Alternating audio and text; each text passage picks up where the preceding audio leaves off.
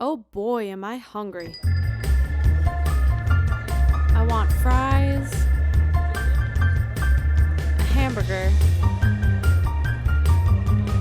No, make that 2 fries. You want anything? What's your special today? Episode 6.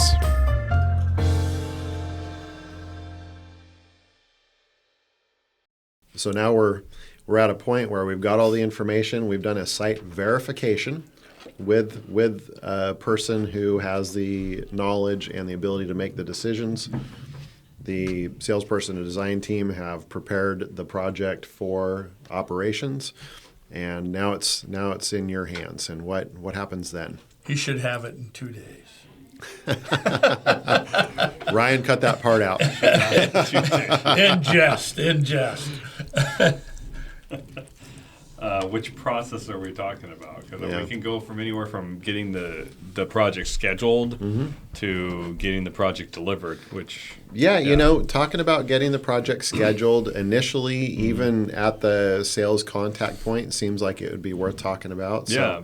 So let's have that conversation. We can do that. So typically, I'll get a notification from sales team or someone that a customer has requested a job be delivered on a certain date, and so I look at that date and see where it fits into my next available.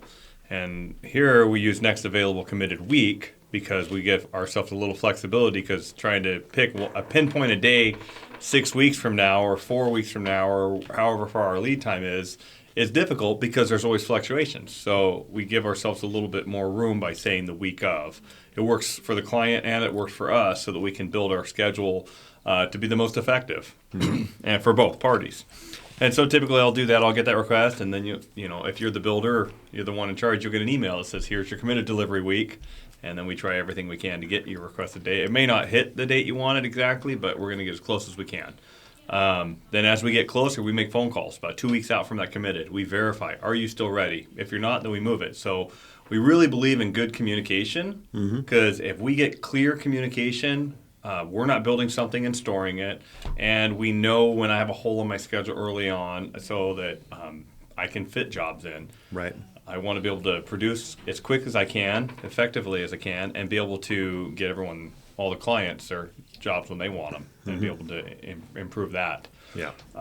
So we get the committed date, we get closer, we're finally getting closer to that 2 week point. We make the phone call, client says, yeah, I'm ready for trusses, and we look at our schedule, and then shortly after we verify, usually on Mondays and Tuesdays, we're making those phone calls for final verification, and then by Thursday we put together a schedule. So you'll see an email from our scheduling at Truss Components, schedule at Truss Components email with your exact date.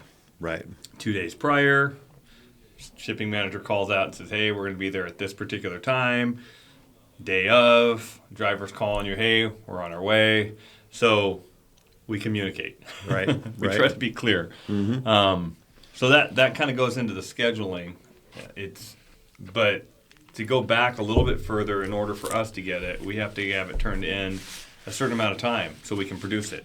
Because we'd like to have our packages and trusses delivered, or built, sorry. I'd like them built 2 days prior so that they can be loaded. Is it 2 days? Yeah. So your job goes out on Monday. We want to load it up on Friday, which means ideally we want it built on Thursday. We want it built 2 days prior. Gives shipping time to get everything loaded up, make sure everything is on the truck that's needed. In order for that to happen, all of the things have to be checked off. Yeah. Let's talk about a couple things here, and let's start with what are some of the typical pitfalls that occur during scheduling? What do the people that schedule their projects well, and there isn't a whole lot of, we'll see, I'll just say it this way. It's easier for us to meet someone's schedule when we have good information. Yeah. So what does that look like for you when it doesn't go well, and what does it look like for you when it does go well? So we'll start off with what doesn't go well. and go to the next. So when it doesn't go well, it's, yeah, I think I'll be ready. And so then we get closer. Oh, I might need to push this again. So I get that. And so getting the information like, is your foundation in? Do you have your permit? All of those things, especially from a scheduling standpoint, is super crucial because someone thinks they'll be ready. I think I'm going to get poured on this date. And so we call 2 weeks later, hey, did you get poured? Oh, no, they failed inspection. Something happened.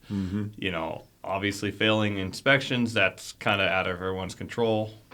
We tried the best of our ability to meet the needs there, and we move the jobs around when we need to. But yeah, those are some of the things that happen.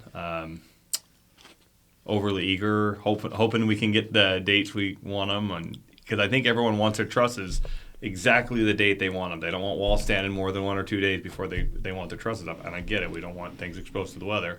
However, it doesn't give us much flexibility when we have to move at the last minute. Right. So those are some things that can be challenging. Would you say that the majority of the time we are able to get the client their trusses within a day of when they're looking for them? I would say the majority of the time we're able to hit within a few days of when they want them. Yeah. So. And so you talked a little bit about the foundation being poured, the permit being approved, different stages like that.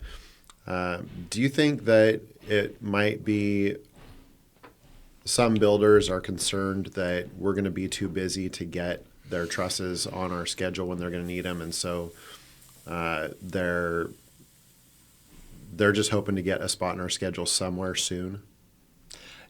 I would say that tends to be, put me in your schedule, get me a spot, and then they move a lot. And from my perspective, I'd rather them just tell me when they want them and figure out the pathway back to when they're thinking and work back. When's your foundation? When you get your permit, when you get your foundation, when your lumber dropping, which we around here call a critical path. When we have that information, we can get a lot closer to pinpointing the delivery date. But yeah, Right. I mean, it is definitely a challenge there, but I don't feel like it's a challenge to meet everyone's needs if I know what those needs are ahead of time, realistically. Right. So if I know that we have to, meet everyone's needs and I've got a schedule that's full, I'll ramp up for that ahead of time. But when I don't know, or when I think I need to ramp up and then everything bumps out, then I've got employees standing around, Right. which we can't have either. So Yeah. it's kind of one of So those describe to me an example of a process that does go well. We're not going to use anyone's names or Okay. anything like that, but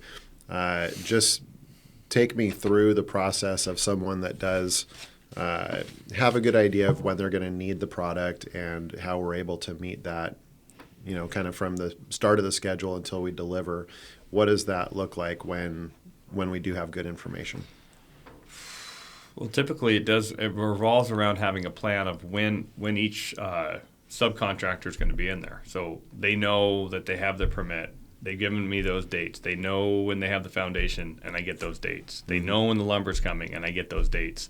And so as we build that schedule, then we're able to fine-tune it towards the end. So, I mean, that's really what it comes down to.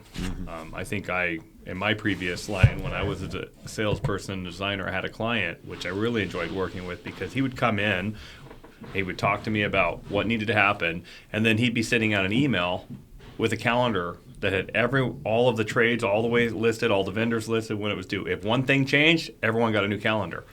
So, yes, things changed, but I got the communication directly from my client saying, hey, this needs to be changed well in advance so that I can make changes and still have room to get everyone else in. Helped avoid the last minute surprises. It really that are did, yeah. more I think difficult that's to accommodate. That's probably the most difficult thing last minute. Yeah. 4 or 5 weeks from now, easy to remedy. Yeah. So let's talk about now we've gone through the scheduling process. We've had fantastic communication. We started with a set of plans that had all the information that we needed. The designer quickly and efficiently got a very accurate quote. The site verification wasn't even necessary because it was built per the plans. The contractor knew when he was going to get his permit, his foundation, the framing start, and knew when he was going to be ready for trusses.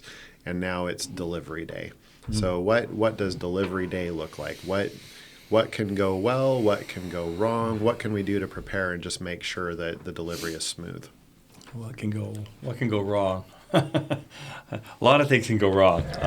Site access is usually the biggest thing. Not having adequate information about our site access and showing up to a job site and we can't get the trusses into the job site. This time of year, it isn't a real issue. No. We tend to forget about snow Snow. and mud. Correct. And so weather can be a huge factor in site access. Absolutely. It was great when we poured in October. Not so much when we're ready for trusses and Thanksgiving week. Right. So For sure. Yep, that Yeah. definitely, there's different elements that we have to look out for. But I think what goes well is when we're making our phone calls, we're asking if we can get that information ahead of time, and we're asking, hey, what's our site access like? Anything we need to avoid? Yeah. From a contractor standpoint, they're on a lot of jobs. So the communication about looking around, hey, I wonder if that big truck with all those trusses and that crane are going to be able to get in here. Do I have power lines? Do I have a spot flat that I can set this crane up? So those are things that if we can get up front and ask, that makes Yep. delivery day. So everything going well, we got a perfect thing, and we have a perfect site, right? All underground power. We're on flat, hard pack, not sand. And we get to be right up next to the garage and perfect access. That would Right. be ideal. Yep. So, yeah, that would be great. But, yeah, we have other things like we call the day of. Hey, we're coming out. Right. But, yeah, I think that would be the perfect day of having. What do we do if we show up on a job site and let's say we've had good communication ahead of time? We know what the obstacles at the site are going to be, and we've determined that we are going to be able to get the truck in. And we show up and the lumber pack for the roof is in the middle of the driveway. What do we do at that point? Well, we asked the framer very nicely if they could start moving the pack. Sometimes, and not very often, but once in a while, we're able to help assist with our crane if we can set up further out. We can't always do that because if we can't set up to be able to help strap and pick and move that out of the way, then they're going to have to move it by hand. Right. Yeah, so obstacles like that when the truck shows up, pretty avoidable for the most part. And definitely can eat up a few hours of a crew's time and potentially end up in a charge for the crane being there on the site while we're not unloading. Yeah. Okay. So we've had a truss delivery. Things went well on the truss delivery. What sort of things do we look out for after the truss delivery? What kind of things can we run into, and how can we smoothly take care of anything that arises? sometimes a truss gets broken. So there needs to be a repair to that particular truss. There again, pertinent information. In this day and age with digital photography, that is a huge help. But not just a general point and shoot, but what truss is that? What's the extent of the damage? So 2 or 3 pictures may be better than one. That, I think, is one thing that can go wrong. Sometimes a detail was missed in terms of a skylight or some access, and a framer takes it upon themselves to carve up a truss, thinking, well, they'll just fix that truss. Well, that's not what happens, because now you've introduced more load on the adjacent trusses, and it's not just a matter of fixing that one truss, but re-engineering after the fact the adjacent trusses, which could be very costly for the builder, and sometimes, if we're not notified in time, almost, not impossible. I've never seen an impossible, but a much more expensive solution. Right. So, So I'm going to think about this from either the framer's perspective or the contractor's. And I've got a crew on site. I'm ready to roll trusses. Something is wrong. And my thought process might be, you know what? I've got all these guys here. I'm going to keep working and we'll deal with it later. How long does it usually take from the time that we find out that something's wrong to have a remedy for whatever's wrong. The sooner we know, the sooner we can get a remedy. And that sounds ridiculous, except that now the sooner we know, the more simple the remedy is, and therefore the quicker the remedy is. Sometimes, as I've described, all this, blow and go, we call it. And I have a ton of respect for those people on the job who are just bent on getting that job done in a timely fashion. But they need to realize that even though it seems like they should just make a determination on themselves, it's much better for us, and we're responsive. We are very responsive in terms of solving that problem with them as soon as possible. So let us know, and we'll come to the site, see the situation. If needed, William is very good about getting a repair truss or trusses produced and out in short order. Yeah. So that's one of the responses that I think we need to know. Sooner is better. Right. Yeah. I would say so. How often, as a percentage, would you say that if the framer designs their own repair on site so they can keep moving, the engineer accepts that repair? Something about a snowball down south. Yeah. I don't know if your experience is different than mine. I've not yet seen an engineer accept a field repair that was In done. fact, Yeah. it's worse than just not accepting it. Now you have to undo that. And they said, well, shoot, I put all kinds of glue on there. Wouldn't that be better? Well, now in undoing, we cause more damage. And so it's worse than doing nothing. Right. Well, and then if we don't catch it, we might get the whole thing roofed, insulated, and then finally catch it, and that's going to be a major expense. Yeah. If we can catch that the day of, we might be able to get truss out to you the next day, get the repair out the very next day. It's just we're much better prepared to do that, and when we can do that. We will definitely do that. I know it's difficult. I've had to go do repairs myself where I showed up 2 weeks after the fact, and they weren't the same repairs. So you were like, I need a different repair now. Yeah. Right. Yeah. I'd say also in my experience, a lot of times if I get a phone call, hey, this truss is an inch too long, or, something's going on that's making it not fit quite right. I can give the framer a pretty quick instruction to enable them to keep moving without creating something that's going to need to be undone. Right. So it's all about the communication, isn't it? That quick phone call, hey, something's not right. Rather than just working past it, I'm going to call right away and get someone involved. And I'd say, if you were asking me, the same would apply when something just isn't making sense. Maybe it's not wrong, but there's a lack of clarity in how to proceed. And the salesperson for the project, the designer for the project, they're likely going to have a pretty quick answer for whatever the confusion is.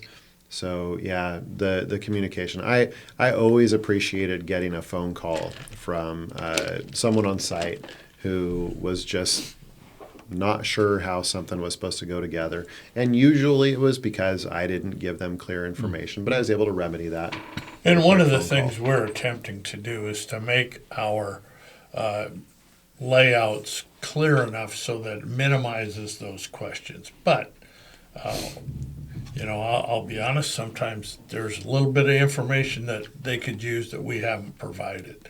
But it's available to us. So if you call and say, hey, Truss TO6A, what goes on here? Well, I can look that up and I can, answer your question. Right. Another thing that I've run into is, and I'd probably be guilty of this as well, It's like putting the tricycle together. You open up the box, you've got some screws and some tools and this paperwork that is of no use. You toss that to the side, and you get the tricycle put together. And I've been out on job sites a few times when there's a question, something's not quite right, and the layout was never pulled out of the delivery. I'm package. glad you mentioned that, because we've had some where had they looked at the picture, the issue would have never arose, but a week down the road, it's now a major issue. And had they just looked at, we had in fact provided the information, they didn't look at it. Right. I'm trying to be delicate here, obviously. Our goal is to provide insights that will make a builder's or a framer's life easier. So it would be pretty easy to get onto a rant, and the reality is that, these guys out in the field know things that we don't. We're working hard to give them a truss package that's easy to work with, and sometimes we don't know what they're up against. So I'm just clarifying that so that anyone that's listening to this doesn't think that we think any other way than with a lot of appreciation for the job that the guys do out on the job site. Yeah. I've often thought of that. I sit at my desk and run a little mouse. They're up on top in the weather and in the sunlight or less, and trying to read that piece of paper, and it can be a challenge. Yeah. So, okay, well, I've asked you guys a bunch of questions. I've learned a lot. It's been fun. What questions did I not ask you guys that is on your mind is just, good information that we could share and make builders or framers or anyone in the building industry that's working with a truss company, Truss Components, make their lives a little easier? Well, there's one thing that I think William didn't explain as clearly, and it was a surprise to me as I re-entered this business after some 10 years away. The scheduling process isn't just like handing somebody a piece of paper and say, build this. He has to understand the sequence and organize the job in the shop that makes it go through the shop efficiently. And that's part of what makes a quality and controls cost. And while that isn't on the builder, I just want them to appreciate that is a very technical aspect of this process that has really become sophisticated and enables us to provide a product more economically and more efficiently and higher quality. So, yeah, thanks for sharing that. That's pretty funny, because I remember getting into the industry and I'm a truss builder. Go out there, hire the framer, we're building trusses, and then I always looked at it differently because I come from production background before I got here, and I'm like, this is production. Anyway, so as I've been around the industry, I've seen so much change in almost 20 years from just the concept. I mean, I don't even say I work for a truss company. I work for a building component manufacturer, because that's what we are. Yeah. We are a manufacturer. So we have just in time. If I have a broken truss or if I need something, I can easily slip that truss into the flow and get it right back out. Whereas, it was a lot more difficult 10, 20 years ago to do that, because you've got all this stuff. Wait, that's all queued up there. We can't stop what we're doing now just to drop that in. Now, within a click of a mouse, we're rearranging the schedule, and it doesn't slow production down at all with the automation that we have and everything else. So it's super important we get the good information. But on the other side of it, we do have abilities to produce quicker, and so having that good information helps. Right. Yeah, good point. All right. Anything else? we just need lower interest rates. More houses being built. Yeah. No, communication. Just communicate. If there's any issues, can't read a layout, something's not right, call us. Yeah. That way we can help you solve your problem, because that's Yeah. really what we want to do. Yep. All right. Well, we'll go ahead and wrap it up there. William, Stan, thanks a lot. If someone out there who's watching this video or listening to the podcast wants to get a hold of you, how would they go about doing that? That's my number. I wish I had my new cell number at my disposal. I am available if you call the 753-0057 number and ask for Stan. He will answer your call. If you have if you want to email me a question, stan@trusscomponents.com, and I will respond. You bet. And Same thing here, Yep. but don't say Stan at Truss Components. It's William at Truss Components. yep. Yeah. Excellent. All right. Well, thanks a lot, guys.